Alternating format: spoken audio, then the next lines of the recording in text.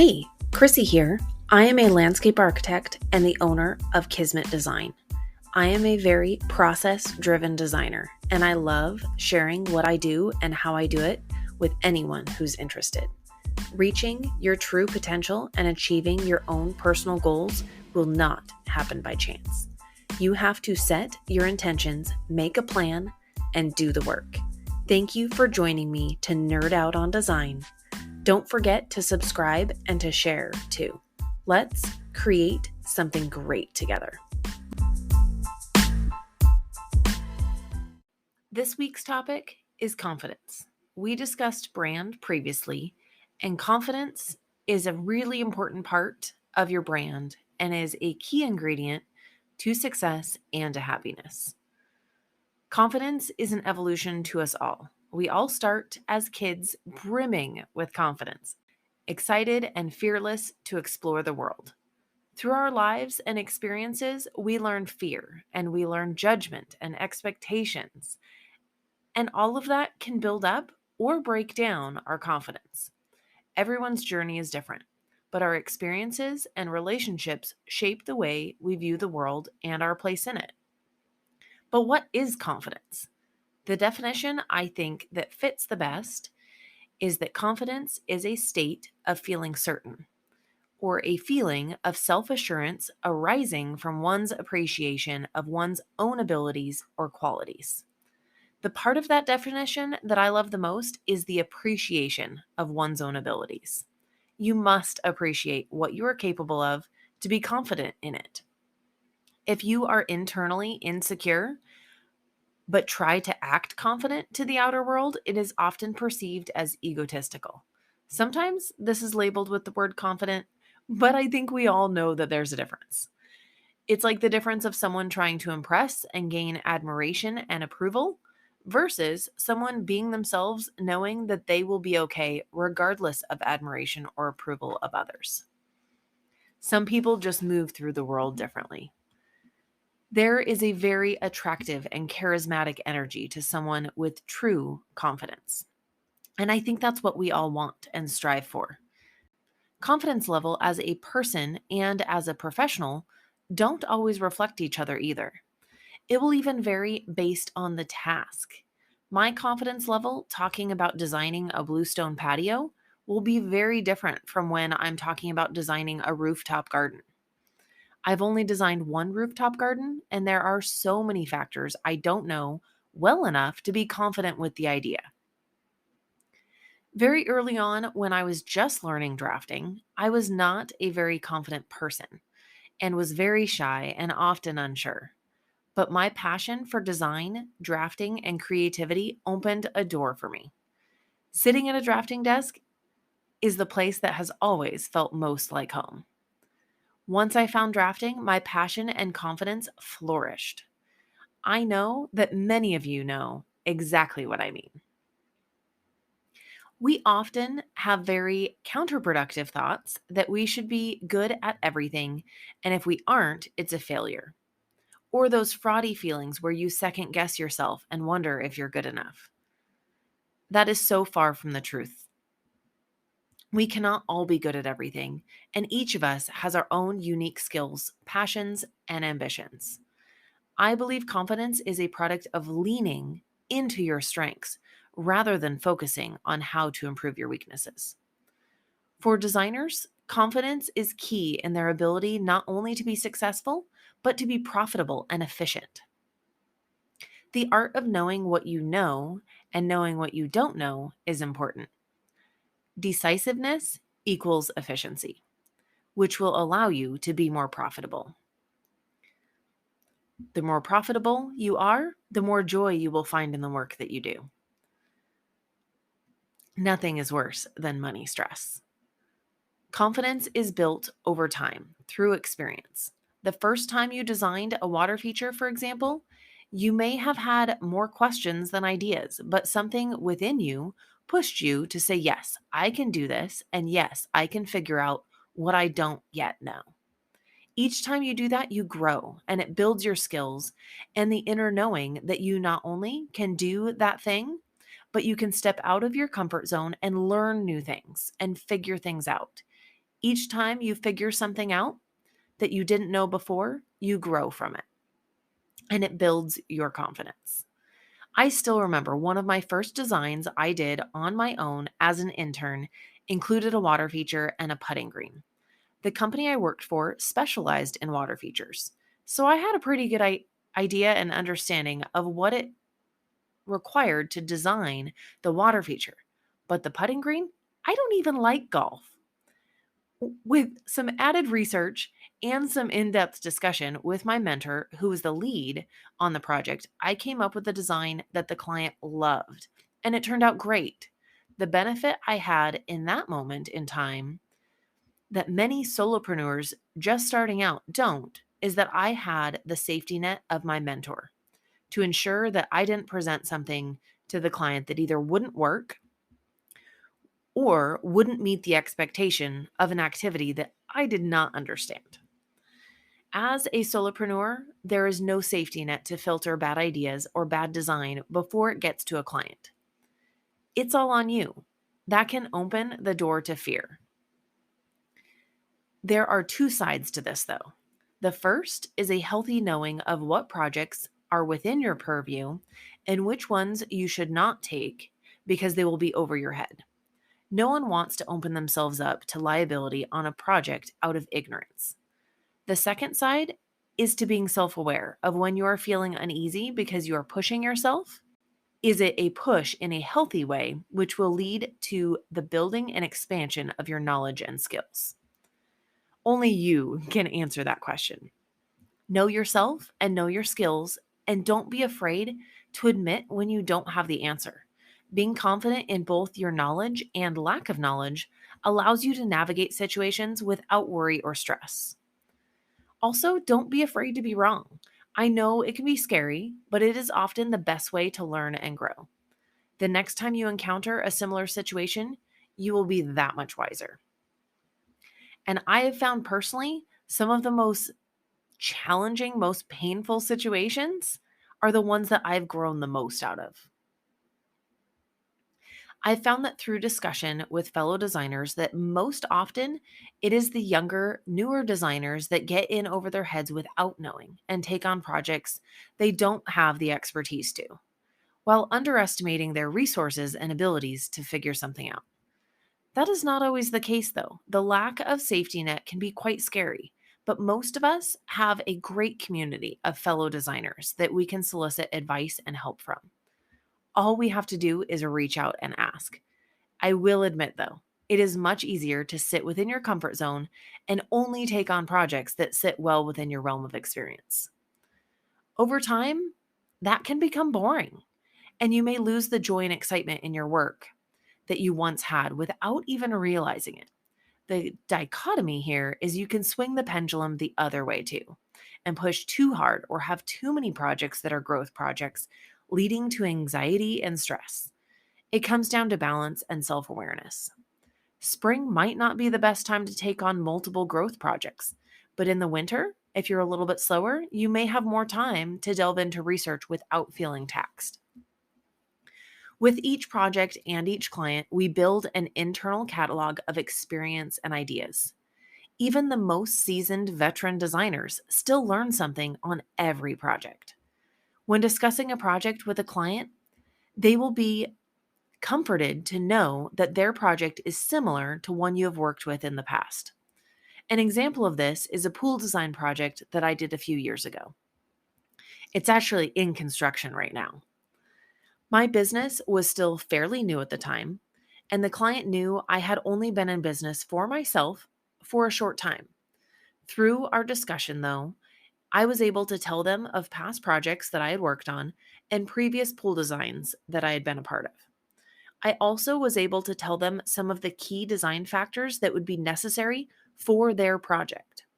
This gave them the comfort that I knew what I was doing. The type of pool that they wanted was something I had not done before, though. I let them know up front, very honestly, that I had not designed a fiberglass drop in pool shell before, but that I felt confident in my resources and abilities to make sure any variances in design for this form of pool I could figure out. They not only appreciated my honesty, but felt comfortable that I already knew the gaps in my knowledge that would need to be filled for their project. Now, that conversation was had with confidence, which led to a favorable outcome.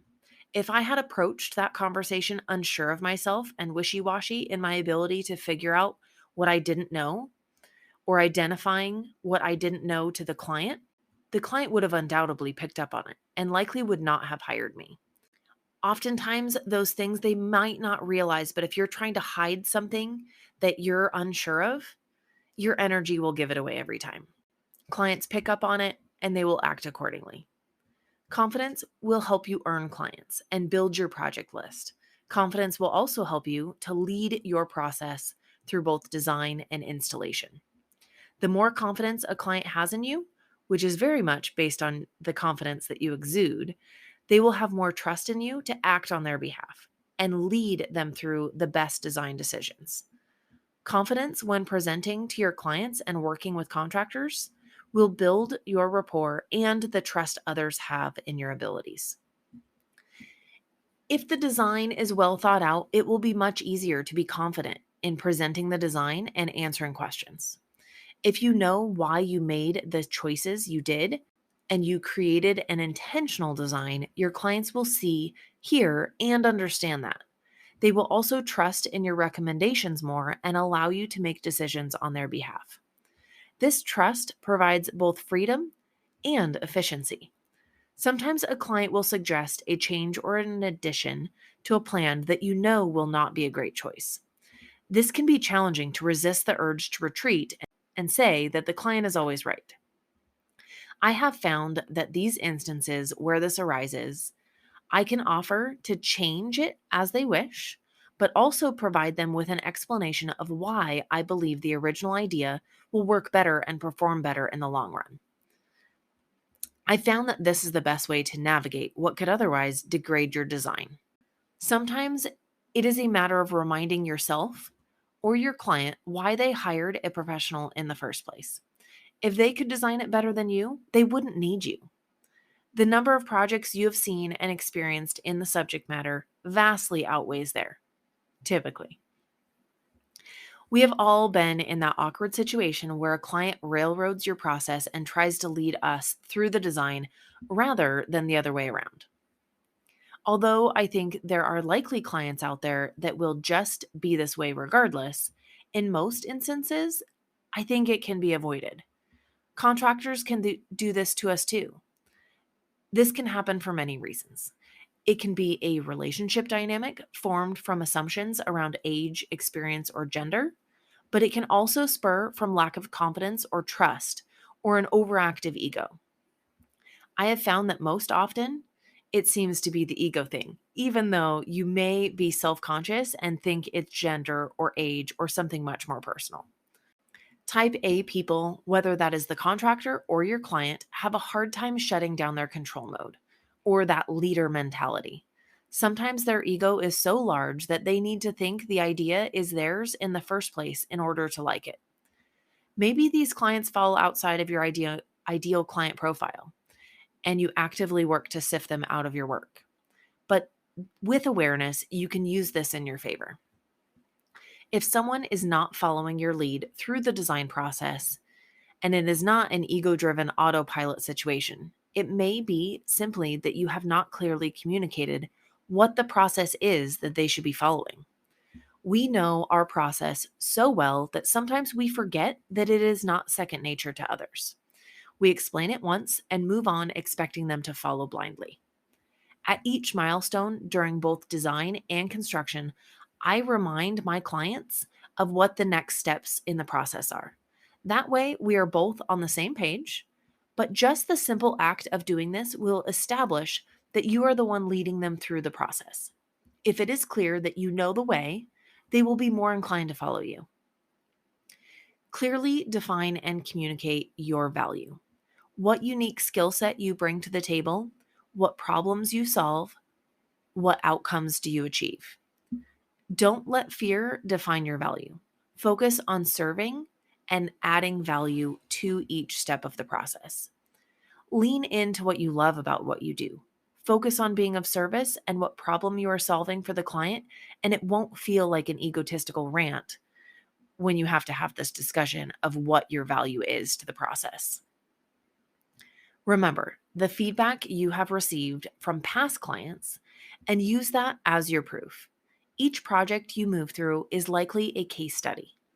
If you ask for feedback or reviews from your clients and also do your own assessments, not only of what went well, but what didn't, you will arm yourself with super valuable information to continually refine your process and your services to the point in which you can confidently tell anyone that they should hire you.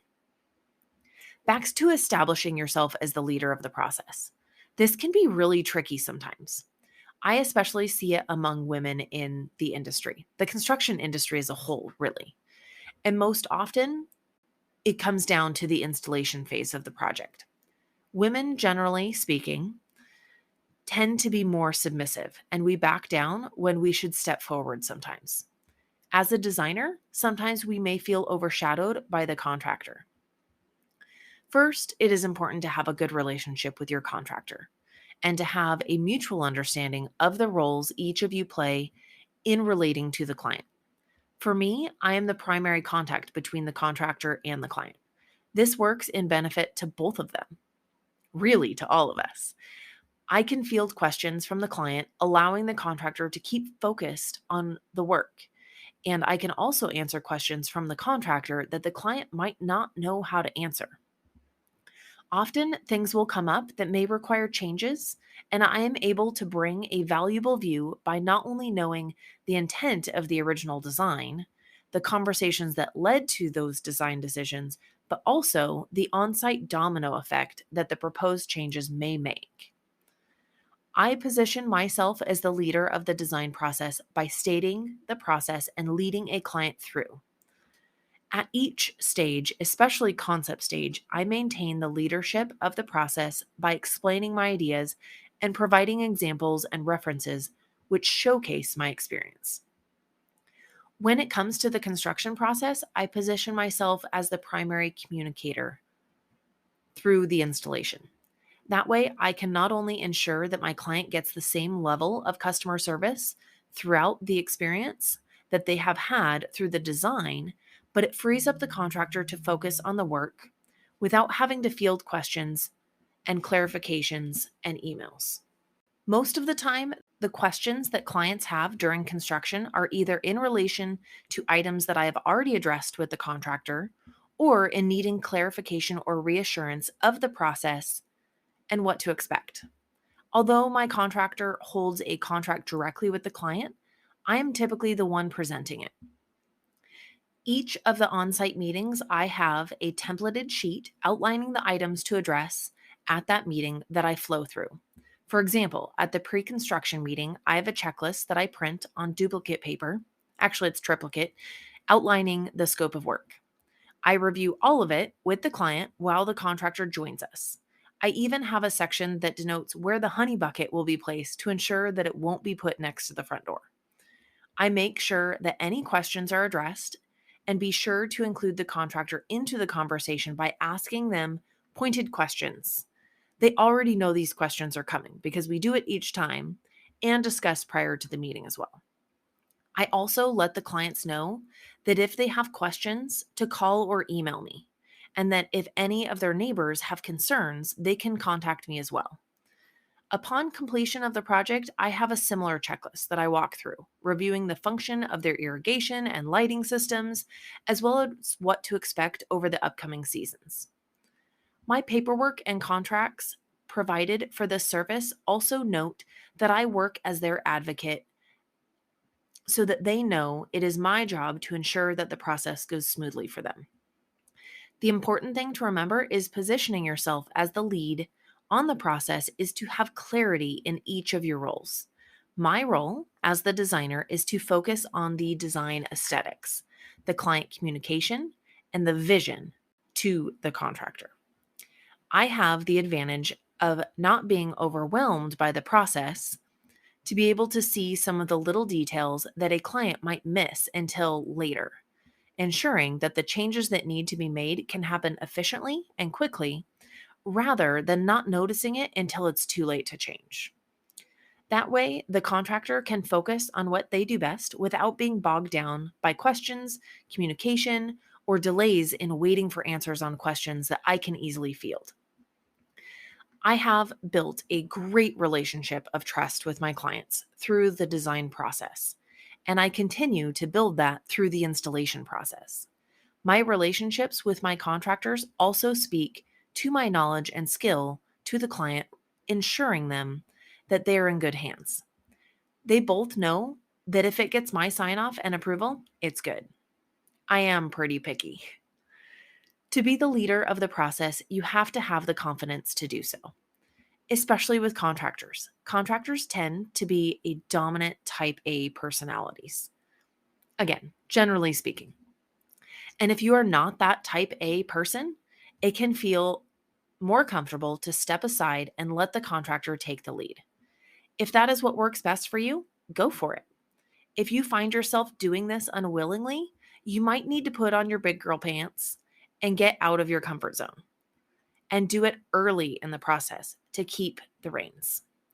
If you do not show that you know the way and voice the plan and process, someone, and likely the contractor, will assume that lead position because it is a critical role in the process.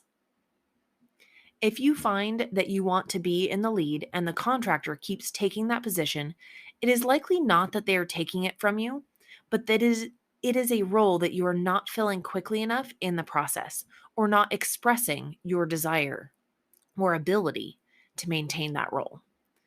If you are working with a contractor that you do not already have an established relationship with, it is very valuable to have a pre-construction meeting to establish how you both would like the process to run, best lines of communication, and establish roles and protocols for things that will come up, like change orders, variables in schedule, or material selections, and deliveries and client communication.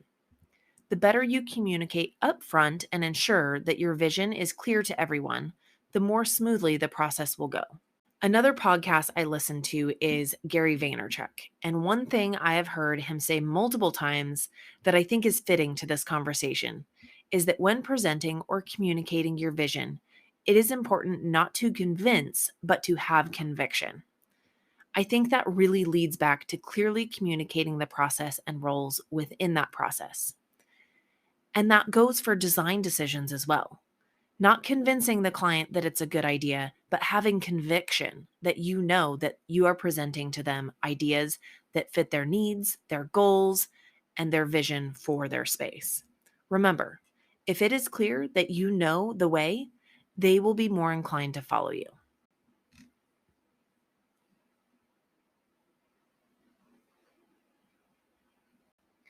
Please reach out. Let me know your thoughts. Let me know what you do in your process. And especially if there's something you gain from this that you apply to your work that works well, I would love to know.